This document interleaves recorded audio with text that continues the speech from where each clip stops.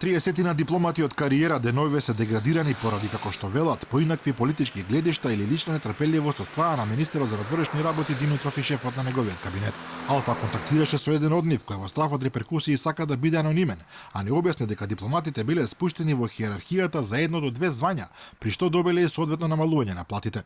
Дипломатот за Алфа вели дека решенијата со кои се деградирани ги добили на 17 јули, со печат од еден ден претходно, но интересно во истите стои дека стапуваат на сила уште на 1 јули, односно повеќе од 2 недели претходно.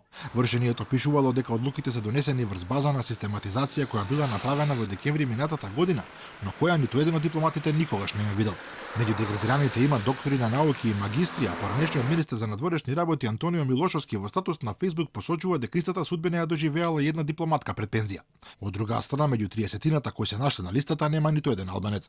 Сите работеле и во дипломатските представништва во странство и во самото министерство и немаат ниту една црна дамка во кариерите, поради кој би имало реална причина за ваква одлука од МНР.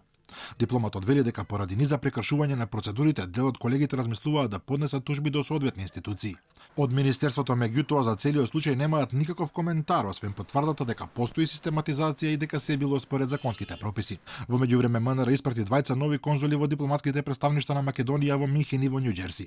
Според информациите во Германија за нов генерален конзул е назначен Реджеп Демири, инаку поранешен член на УЧК, додека за генерален конзул во генералниот конзулат во САД е поставен Јордан Панев.